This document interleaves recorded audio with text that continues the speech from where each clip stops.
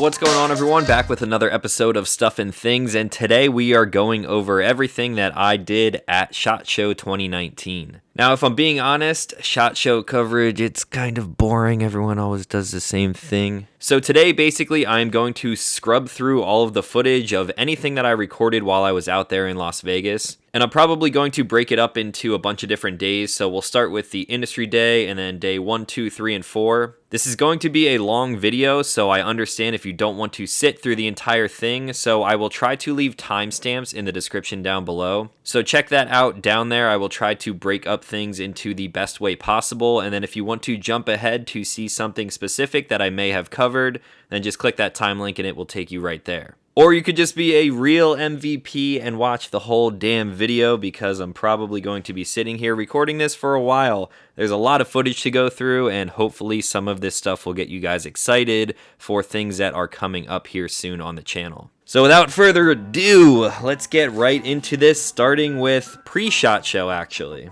So the Sunday before Industry Day started, I went out to the desert with Roger and some of the guys from Ventura Munitions, and we brought a lot of fun stuff. The first two things that I ended up shooting were the Glock 43X and the Glock 48, the new offerings obviously from Glock. I actually have my 43 right here for comparison. This is the regular 43, not the X. And in a previous video, you may have seen me install these Terran Tactical +3 base pads on here. So this thing has 10 rounds, and basically it is the same form factor now as the 43X. Or at least that's what I thought. So once I actually got the 43X in my hand, I realized that it is ever so slightly thicker, and it actually feels a lot better in my hand than the slimmer regular 43. First mag through the Glock 43X. Front serrations are nice. Now, round count between these two are the same and everything. I like the front serrations on the 43X. It definitely feels a lot better in my hand because it is thicker. It still has basically the same shooting characteristics as the 43. It's still kind of snappy, but definitely manageable with that longer grip. And overall, it's just another Glock to me. They all shoot relatively the same. The triggers are pretty nice actually for the new ones. When you're comparing it to some other options, it may not be the best out there, but it is definitely reliable and functioned very well. And then there's the 48. It's basically a longer 43X, or like a single stack 19. I'm honestly not a huge fan of it. I think it is, 1, very ugly, and 2, it shot basically the same, but I don't see an advantage of that over the 43X. It's basically just a longer slide with the same coating and the same front serrations, but on a 43X frame. Some of the guys who were shooting it out there that day said that it got a lot hotter than the 43X. I guess that would be because of the longer burn time in the barrel. Once you reholster that thing, it can definitely get warm if you're putting a lot of mags through it. But yeah, not really for me. I think if I am going to do a video on one of these in the future, it is going to be the 43X. I will basically be putting it up against my 43 with the +3 base pads on there. Same grip, same round count, but there's just a little bit of a difference between them. And now we're moving on to the fun stuff that Mike and his brother Nick brought out to the desert. So check some of this stuff out. What you got there, Mike? It's a Zenith full auto.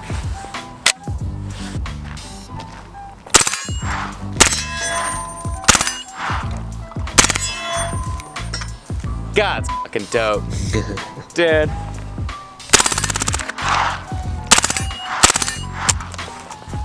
Yeah. Yeah. Check this thing out.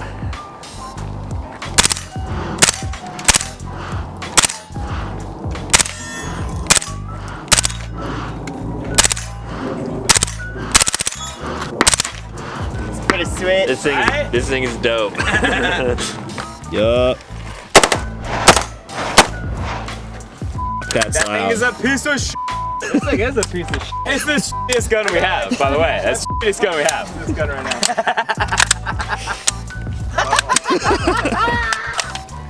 What is this? Is that an extra rifle? Could be.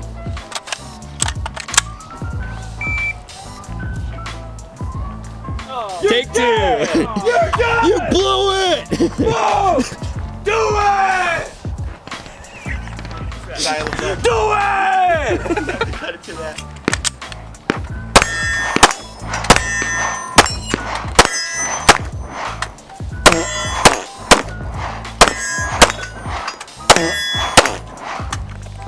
I'm gonna put little fart sounds every time the gun goes off.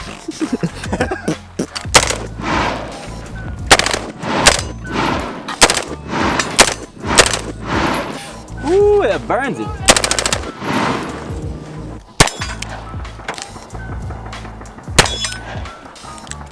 I'm gonna see if I can figure out how the fuck this thing works now.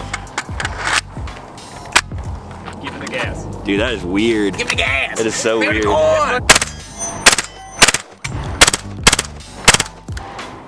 What's the mechanical offset, like 8 inches?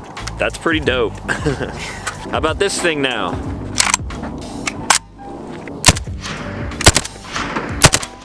Oh man. I'm blasting my camera, aren't I? Yeah. That's dope. It's no RAS 47, but it'll do.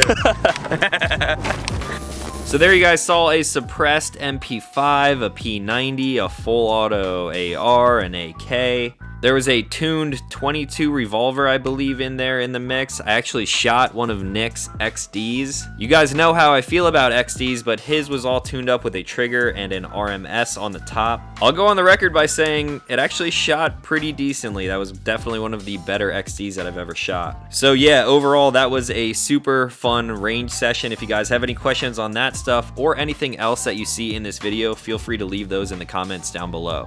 So now we're moving right from one range day into the next with the SHOT Show Industry Range Day. Now this is when the SHOT Show festivities actually started taking off, so if you were media or for some reason had the ability to get to the range day, this is the day where a lot of the manufacturers bring out some of their new stuff and then they give you a chance to run them out on the range. There's a lot of cool people there, a lot of cool companies, just like SHOT Show in its entirety, and I got a chance to shoot some very cool stuff. First up was the Salient Gray Rifle. Now, I never really bought into the hype of all of these Salient type of stuff, but this thing was super dope. The muzzle brake on there, just the overall ergonomics of the rifle, it was full auto. This thing shot awesome. If I had like $3,600 or so floating around, would I buy one? Hell yeah, I would. But I believe that is the MSRP, and for me right now, that is way too absurd to be spending that type of money on a rifle. So then we moved down to the Magpul tent where we got to test out some of their new Scorpion parts. There's not a whole lot to talk about here. They got some new mags and a magazine release. They also came out with a grip, so basically they're trying to put out parts where they can improve on the Scorpion because everyone always changes all of this stuff out anyway. So a bunch of us took turns shooting the Scorpion. You may recognize some of these faces here. Danny from GUNDAY MC and Mike from Last Line of Defense. And then we kept on moving down the line.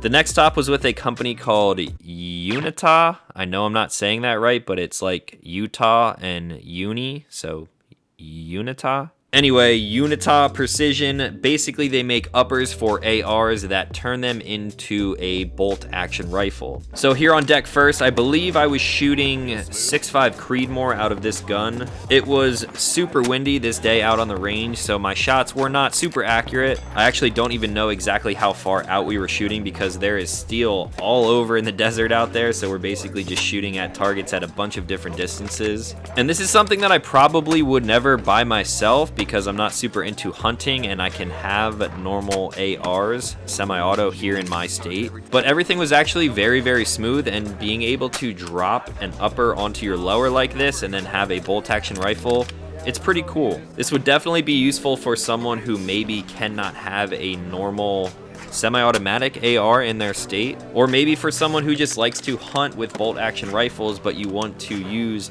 a familiar AR platform that you are already accustomed to. So these things were pretty rad. Each of us took turns at shooting them, and then we moved on to the next one. Right next to that was Desert Tech, and they had some of their new Bullpup MDRs out there for us to shoot. Unfortunately, I do not have any video of me shooting one of theirs, but I did get a chance to get my hands on one of the suppressed versions. I've never been a huge fan of these type of rifles in the past. I've shot the Tavor before and it never really did anything for me, but once I got my hands on this, it kind of changed my mind a little bit. So hopefully you guys will be seeing a little bit more on the MDR here on the channel in the future. They also had some of their ridiculous bolt action rifles out there, some that were very short, I believe an overall length of like 27 inches or something like that. There was definitely a bunch of very cool stuff coming from Desert Tech. And then we went down to the Rock Island Armory booth where I got my hands on the 22 TCM, which is an awesome round, by the way. You can sort of gauge my reaction when shooting it here. The thing shot super flat, but at the same time there's a lot of powder in there, so it is loud and concussive, but it's still shooting a tiny bullet. So I believe this thing was coming out of the barrel at around 2,000 feet per second or something along those lines. It's a very impressive little round, and it was definitely very fun to shoot as well. Another thing that they had at Rock Island is what I believe they call the VR80. This is an all-billet semi-automatic shotgun coming in at around like the $600 mark, so that is a super impressive price point, especially when you compare it to the fun factor when shooting this thing. Just one of the first tents when you walk I didn't know I needed one of these until right now. Downstairs. That's dope, man. That awesome? That's very cool. Yeah. Like I said, I didn't know that I needed one of those, but I definitely would like to own something like that here in the future. Super smooth, lightweight, it is magazine fed, and you guys know I like that sort of weird type of stuff here on the channel, so hopefully I'll be able to review one of those here in the future. And then we went down to the Walther tent where I got my hands on a bunch of their new pistols, including the Q5 Match SF. Now this gun shot okay. I kind of understand what target audience they are trying to get at with this gun. The trigger was nice, the serrations are nice, the ergos were okay. It didn't fit my hand as well as some other guns, but it was nice. The ported barrel sure does look fancy and all, but at the price point that it's coming in at, it really is not the gun for me. I believe the regular version starts at about $1,300, and then the upgraded version with the flared magwell and the magazine base plates, you're looking at another like $200 on top of that, so a $1,500 pistol. That's just not for me. Now don't get me wrong, I've definitely bought guns and then modified them to fit my needs. That ended up being well over $1,500, but I've just never been a huge Walther fan. Maybe if I spent some more time with them, I would kind of warm up to them. But there's just a ton of other options out there that I would tend to lean towards. We shot basically their entire line while we were out there, and nothing really jumped out to me that was all that new and exciting. But they still definitely make some very fine handguns, and if that is something that you're into, then go for it. I think it is a good option.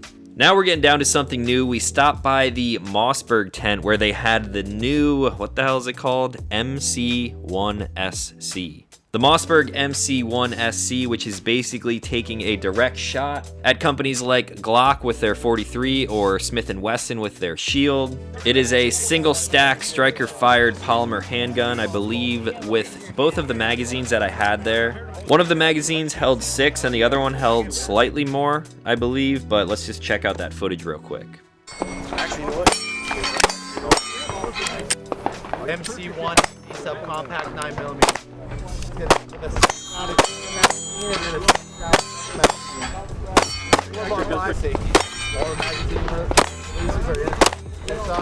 Same with our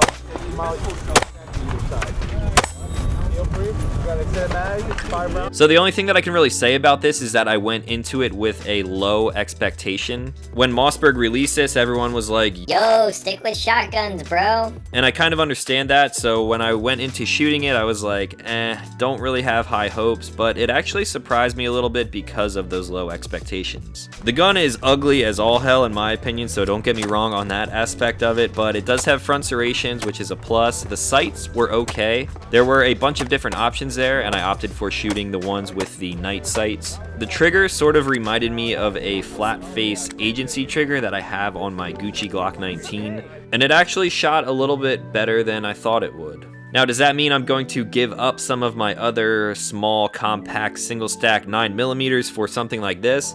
Probably not. I would definitely want to wait until a lot more people get these in their hands and run a lot of rounds through them. I personally don't want to be the one to do that because I have a lot of other things that I would much rather do than put 1,000 rounds through this gun. But it is cool to see that Mossberg is sort of pushing the envelope there and stepping into this realm. There is a lot of stiff competition there, so hopefully the gun does okay, and then it will allow other companies to kind of get that motivation to start innovating a little bit more.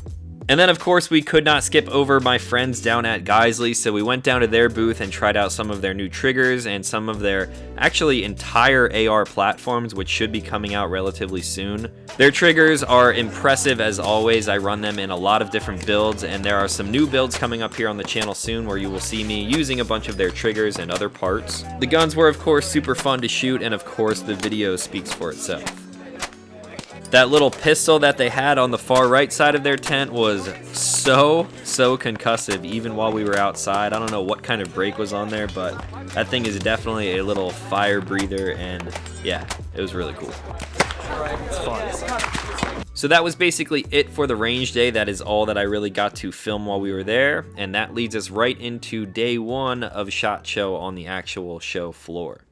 So when I was actually on the showroom floor at SHOT Show, I had a ton of meetings, so I really didn't get to go around and film a whole lot. Basically, I would just stop by the booths of companies that I've worked with in the past, pretty much just to say what's up and see if they had anything else new going on, and that was really all that I did for the first 2 and almost 3 days. So the first stop was with Radical Firearms. I bought a 7.5-inch AR pistol, which you guys have seen here on the channel a countless amount of times. And then somewhat recently, they offered to build me that 224 Valkyrie with that crazy Cerakote job on there and my custom logo on it. I'm still very grateful and appreciative for that, and then I just kind of went in their booth and saw a lot of really cool stuff. Like this AR-10 pistol here chambered in 308, because why not? I have not shot this thing, but I'm hoping to do so in the future, and I can only imagine that it will be just as loud and fire-filled ridiculousness as my 7.5-inch 5.56. They also had some integrally suppressed ARs now, which I had not seen before. I did not even know that they were working on these. But they have a ton of cool stuff offered in a bunch of different calibers, and I'm looking forward to seeing where they go with this from here. Radical has definitely increased their quality standards over the past couple years or so, at least that's what it seems like to me. So hopefully I will be able to get my hands on that 308 AR pistol and then bring you guys a video on that, and I guarantee that is going to be a fun one. One other thing that they had there was what they call their X project, I believe, and basically this is like a micro Roni for the SIG line. So when you're looking at it here, you can definitely tell the Sig Sauer properties with the magazine button, the trigger, the slide stop, the takedown lever, all of that stuff. It all is basically directly from a Sig. If you know how those guns work, you will know how modular they are. So basically you will just take out the trigger group and drop it into something like this, and then you have a pistol with a pistol brace, something that you can use to take very stable shots out at a further distance. I actually saw a lot of companies releasing these over the past couple of months, and there were a lot of them at SHOT Show as well. I'm definitely not going to be covering all of them, but just know that they're out there. Then I went downstairs and swung by the Vertex booth for a little bit, and they were jam-packed as always. I ran into a couple of my friends there, and we were checking out some of their new bags, but then later in the week I actually went back and did a live stream with them. I can go in here. You could, yeah. Like, you can pack me on your next trip in here. When I come out to Seattle, I'm gonna pack you in and take you home. So hopefully you guys are following me on Instagram, or at least following them on Instagram, so maybe you caught that. I swung by the Polymer 80 booth, where again, they have one of these micro Roni-esque type of things here. This one had all sorts of crazy stuff on it, with the Strike Industry curve up front and like backwards-ish, and a bunch of red stuff, and I don't know. Those things really are not for me. I can appreciate a pistol being sort of braced up, which we might talk about in a little bit here, if you get what I'm saying. So those whole modular pistol type of things are really not for me, but like I said, they're definitely out there and they're all over the place now. Now this Polymer 80, it looks like basically anything else, but word on the street is that they're going to be releasing these as a kit now. That way you can get everything direct through them, trigger, lower parts, the upper slide parts, and supposedly that stuff is coming soon. I really don't need to explain what that actually means. If you don't know, figure it out. But yeah, that is pretty cool if that is what you're into. And also that grenade looking thing right next to it is from the Spider-Man movie, actually. I guess the Green Goblin threw it. Might have been a smoke grenade or something like that.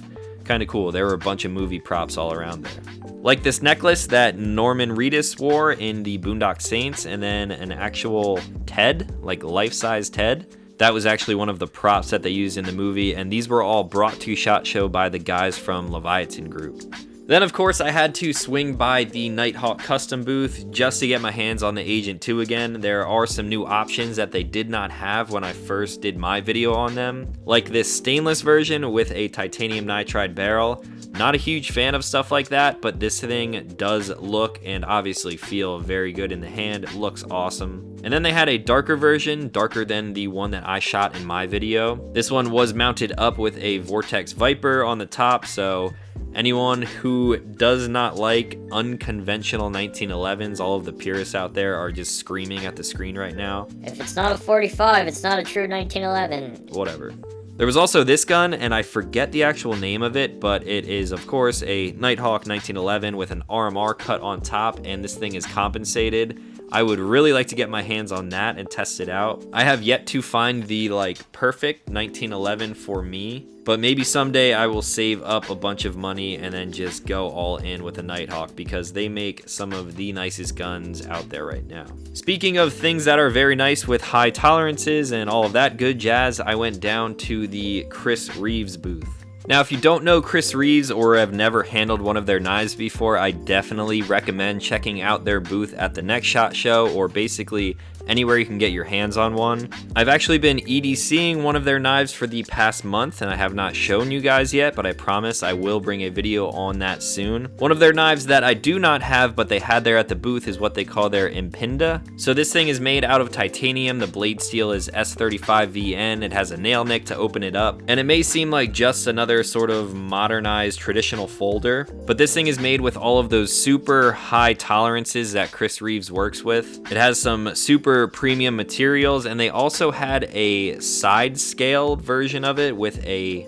I don't even know what it's made out of. Some kind of clear, plastically acrylic type of material, so you can actually see the locking mechanism and how it works. So that thing was super cool to see, because it's not every day that you kind of grasp the idea of how a lock like that works. I was talking with Tim the whole time I was there at the booth, who is actually Chris's son, and it was an awesome time talking to him about all the different knives and things that they offered. And if you don't know his dad, Chris, he is the one who invented the Reeves integral lock, which most people know as a frame lock. So if you have a knife out there that has a frame lock, that was made by these guys. Long story short, I love their knives, and I cannot wait to own another one. Then we went by the Surefire booth, where we were checking out some of their new options. Unfortunately, I did not get to check out the XCR, I believe is what they call it. Instead, for some reason, I gravitated towards this monstrosity that they had mounted on the front of this SIG. This is really not directed towards civilian type of use, but it has two different lights in there. It has IR, lasers, and all sorts of different modes.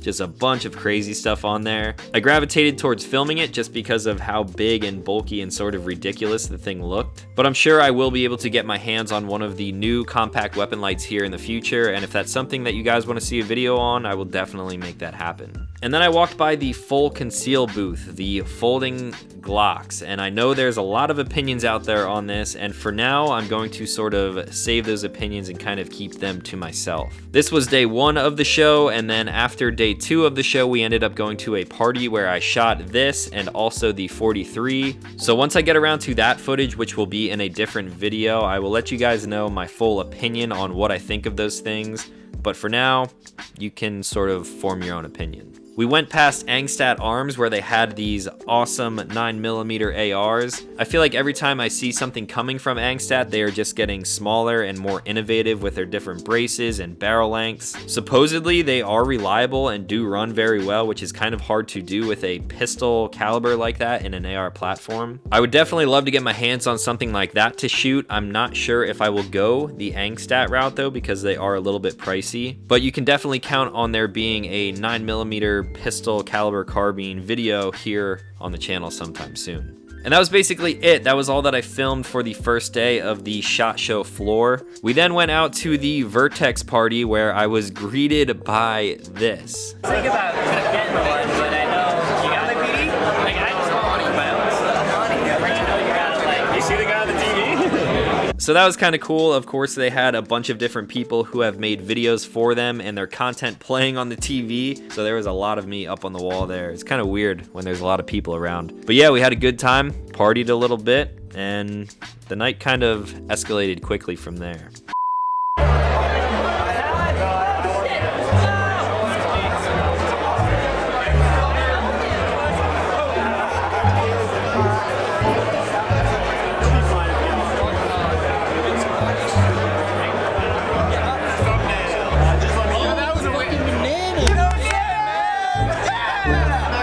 What'd you do? What'd you do?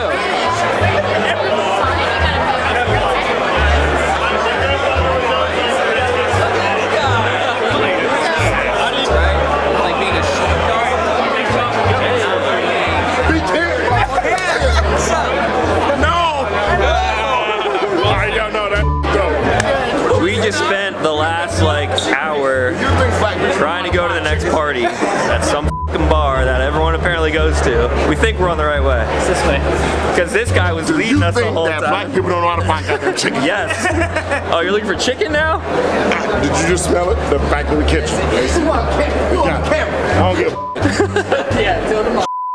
So we ended up at the Circle Bar that night. If you don't know about the Circle Bar and you're at SHOT Show, you're really missing out. Basically, that is the bar in the Venetian where everyone kind of congregates after all of their business meetings in the afternoon. We had a super awesome time, and pretty much every night ended up there. So that brings us into day 2, where I started the day very, very early with my friends at Safe Life Defense. Now, there really wasn't a whole lot filmed on this day. Basically, when I got to Safe Life, I took over their Instagram, or not really took it over, but we did a joint live stream together. We walked around the floor, we did some interactive laser training type of shooting. It was pretty interesting how the whole thing worked because I was vlogging and they were filming us live streaming, and there was a lot of cameras and stuff going on, so take a look at that real quick. Getting the shot of getting the shot. Yo. There's so much social media inception going on right now, dude. Yeah. Everyone is just filming each other. Yeah, there you go. I'm vlogging for the vlog. Manny's vlogging, filming for the live stream that we're doing. He's live streaming. Alright, we're idiots. We're idiots.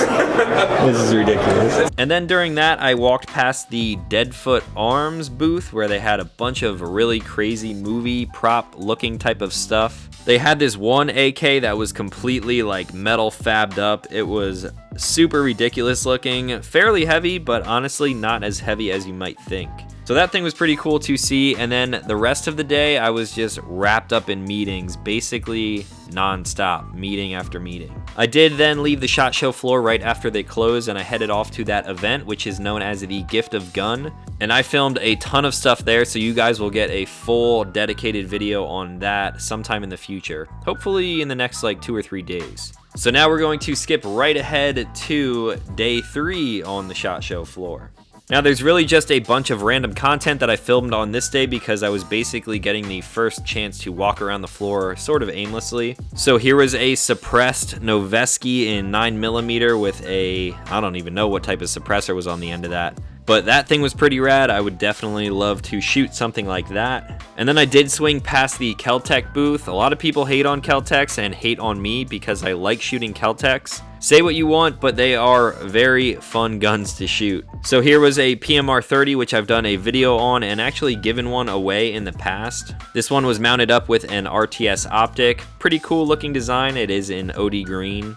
And then one of their newer offerings, which they call the CP33. This thing is chambered in 22 long rifle instead of 22 Win Mag like the PMR 30. And what's really cool about this is that supposedly it will suppress very well, so hopefully I can get my hands on one of these and actually test that out. And the magazine's basically quad stack on each side, so normally I believe it comes with a 30 round magazine, but if you get something like this with the extension, then you are able to fit 50 rounds into the magazine. So basically you just load 2 of those up and you can go out and shoot a full day on the range. Again, I know Kel-Tec is something that a lot of people don't really vibe with, but I do, so whatever. And then I swung by the STI booth to check out some of their 2011s. This is another line of pistols that I really wish that I could own at least one of them. But again, the price point is really up there, so I'm not exactly sure when or if I will ever own something like an STI. They did also have the STI TTI 2011 there that they used in the John Wick Chapter 3 movie. The trailer for that video just dropped recently, and apparently everyone has been blowing up about it. I haven't even watched it yet, to be honest, but they had both one of the live guns and one of the guns that they used in the filming for that movie here at the booth. And then if I could have any STI, it would probably be one of these super crazy decked out race guns with a big comp and the RTS on top. These things have awesome triggers, super tight tolerances. This one even has a side charging handle, which is pretty ridiculous, but a lot of fun to play with. And I don't own one of them yet, but hopefully in the future that is something that I will add to my collection. I of course had to swing by the Barrett booth because they have this monstrosity here mounted up on this big arm type of thing. Again, that's another gun that, do I need it? No, but do I want it? Yeah, I definitely want one of those someday. Maxim Defense, who is known for their PDWs and a lot of their braces, are actually coming out with a full firearm. This thing is pretty dope. It's offered in a few different calibers, I believe 7.62 and 5.56 as of right now. Super short. You could definitely sling this thing into a backpack and it takes up really no room at all. I haven't really dug too deep into these yet, but hopefully I will be able to get my hands on one of these as well in the future. And then at the Palmetto booth, they had their AKV9, which is a 9mm AK. I'm not a huge AK guy, but this thing looks and felt awesome. I know initially they may have had some issues with reliability and maybe some other malfunctions, but I'm hoping they get those sorted out soon because I definitely want to get my hands on one of those. And now back to the movie props. I swung by the Inforce booth where they had a ton of different movie props that Leviathan brought. They had Tom Cruise's Maverick helmet from Top Gun. They had the rifle used by Will Smith in I Am Legend. They had some guns from the Suicide Squad, and of course they had Captain America's shield. That was pretty cool. They had a Batman mask used in the movie. They had Thor's hammer, which was used in the movie. And then they had a bunch of other stuff like the sword used in The Last Samurai and Hellboy's glove. So that was pretty cool to see all that stuff. Another cool thing to see at the Inforce booth was of course their new weapon mounted light, which doesn't have a name yet. It is not releasing yet. Hopefully in the late spring, maybe early summertime, this thing will come out. But this thing looks great. It finally has a metal housing, so it's not like a traditional WML. This thing has all the lumens, it has a pressure switch on top, and they're still doing some fine tuning like the latch door and the actual switch and controls. So as of right now, it felt pretty good, but I believe that this thing will only get better with time. I'm really curious to see what that final finished product is going to look like. And then I swung by the CZ booth where I found out that some of their guys actually watch my videos, so they pulled me into the booth to show me all of the cool new stuff.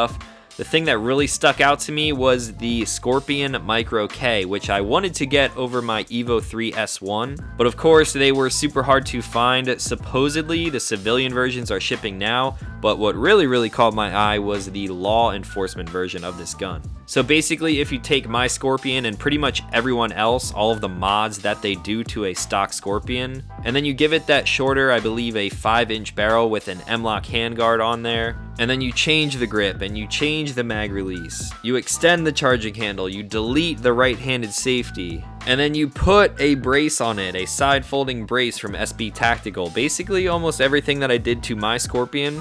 Then you of course have the law enforcement version of the CZ Scorpion Evo 3 S1 Micro K? Yeah, I believe they're still calling it the S1 Micro K. So that thing is super dope. I don't think I will be able to get my hands on it, but it is really cool to see that CZ is taking all of the bad complaints about the gun and they are improving it and giving the guns out from the factory in that configuration, because chances are if you buy a stock Scorpion right now, you're going to do all of those improvements anyway. And then I swung by the Thompson Center booth, which was right next to the Smith & Wesson booth. You guys saw my video on the TCR-22, and they have one of these newer ones there with a wood laminate stock and sort of a fluted bowl type of barrel. They actually had two different versions of the TCR-22, and those things look like a ton of fun. I'm not exactly sure how you guys feel about 22 long rifle videos, but they are definitely fun and cheap for me to shoot, so there may be a chance that you will see one of those here on the channel in the future. Now we're moving on to the final day, Friday, on the shop floor, where everyone is basically a zombie or sick. You are just so mentally stimulated all week that you can't form words anymore. And I've actually just gotten over that now, and it has been like 3 or 4 days now that I'm back at home. So I made my rounds again, filmed a couple more things to see what else was cool out there, and this is what I saw. The first thing that I came across was the Cali key. This is basically the combination of a bolt carrier group and a charging handle. Once you put this in your gun, it will basically turn a normal semi-automatic AR-15 into a bolt action rifle. Now I'm going to save a lot of my thoughts for this on a future video because, believe it or not, I am actually going to get my hands on one of these and do a dedicated video on them, because a lot of people see this and they go, oh, that is the dumbest fucking thing I've ever seen in my life. What is the point of that? In short, the point behind it is because there are some people in states where you cannot have a semi-automatic AR-15. If for some reason you are at one point allowed to own something like a normal AR and then some laws change and you cannot own something that is semi-automatic like that anymore, instead of changing a bunch of different things on the rifle, all you really have to do is drop a Cali key into it and then it becomes a bolt action gun. So they make these for AR-15s and AR-10s, and like I said, I will get into these more in the future. Shout out to everyone out there in California. And then I went by to check out my friend's new custom pistol that he's coming out with. His name is Kevin with NOC Firearms Training. He calls this pistol the Truth. It is built on a VP9 platform. Unfortunately, he was busy with a bunch of interviews and stuff and meetings there, so I didn't get the full gist of the gun, but needless to say, this thing is looking pretty damn cool. It of course has the framework, trigger job, Cerakote, slide cuts. This one was mounted up with a Vortex Venom, as well as a threaded barrel, suppressor height sights, and an Enforce APL. There's actually a really cool message that goes along with this gun, so if you guys want to find out more about that, just search him up either on Instagram or probably just his website. Kevin is a super cool dude, and I'm looking forward to seeing him again, maybe at the next show.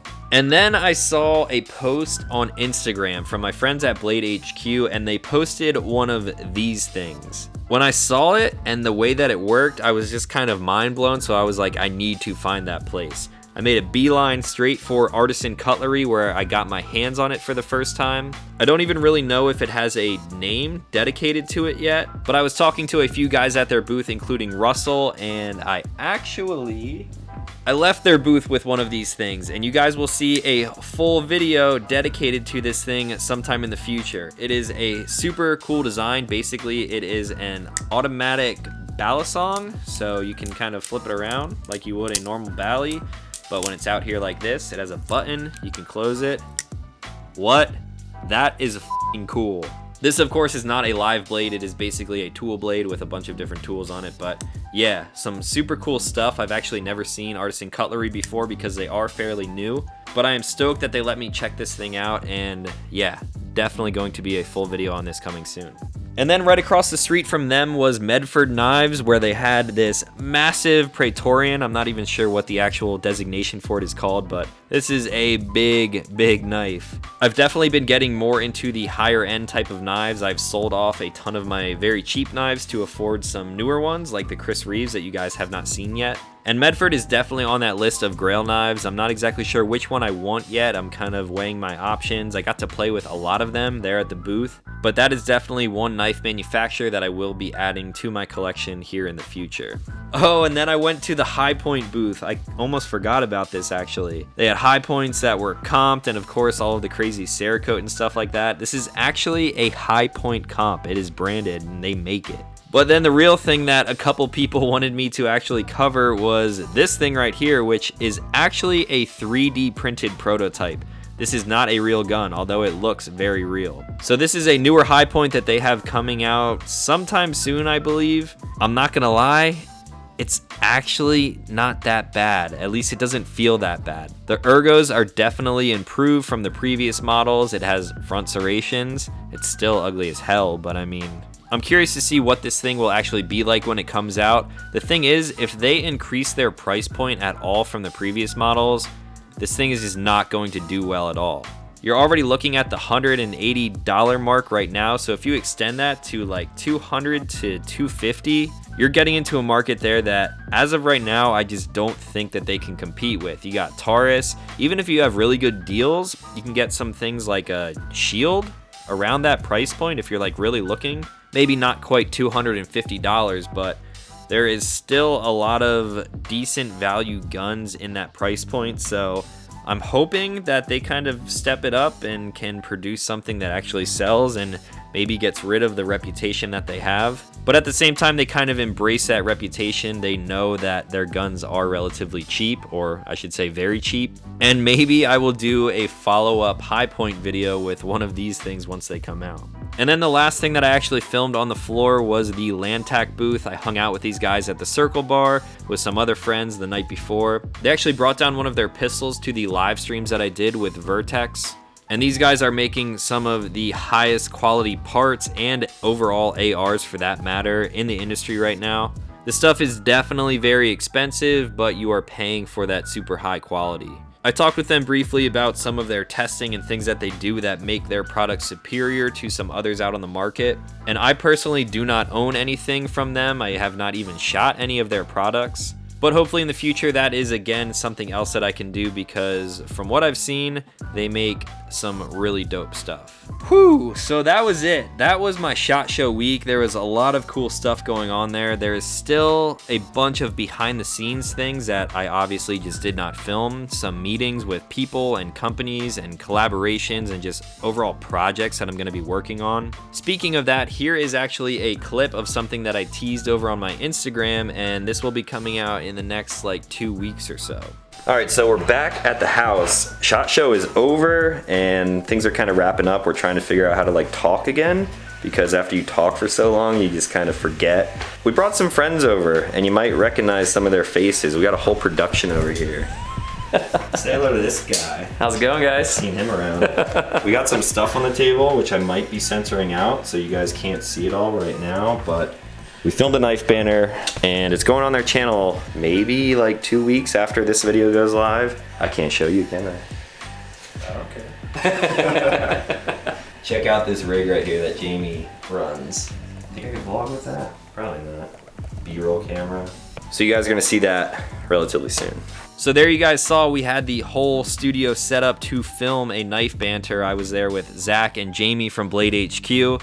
We filmed a sort of like top 5 video, some of my personal favorites for EDC type of knives. And you guys will hopefully be seeing that on their channel relatively soon. They also gifted me something that I will be doing a video on. Needless to say, there's just a ton of content coming to the channel relatively soon. My issue right now is that it is like 4 degrees outside, maybe even less than that. It might be like 2 right now. There's about a foot of snow on the ground, so I cannot really film Sunday Gundays all that easy. I also have a bunch of cross-country trips coming up very soon. I'm basically going from the East Coast to the West Coast for a week, and then back to the East Coast for a week, and then back to the West Coast for a week. It's just non-stop, but overall there is still a lot of fun stuff that is going to be coming out of all of this madness. Alright, I know this video is long as hell now, so if you made it all the way to the end, I appreciate you. If there's anything that you saw that you have questions on, leave those in the comments down below. Chances are I am not going to be able to answer it that well because I had very limited time with a lot of this stuff here. But if you want my opinions on anything, let me know and I will try to answer them as best as possible. Now, to everyone who I saw at SHOT, it was great seeing you all. It's like a high school reunion except with like the firearms industry. I love hanging out with a lot of you guys out there, and hopefully I see you all sooner than later. I ran into a lot of you viewers out there, and it was awesome to actually put a face to the usernames and Instagram names. If you ever see me out in public, absolutely don't be afraid to come up and say hello, take a picture with me. I had a few people who DM'd me after the fact and were like, hey man, I saw you, but you were talking and I didn't want to bother you. Do it, bother me. That is completely fine, especially in an environment like that. Again, it was great to see everyone, and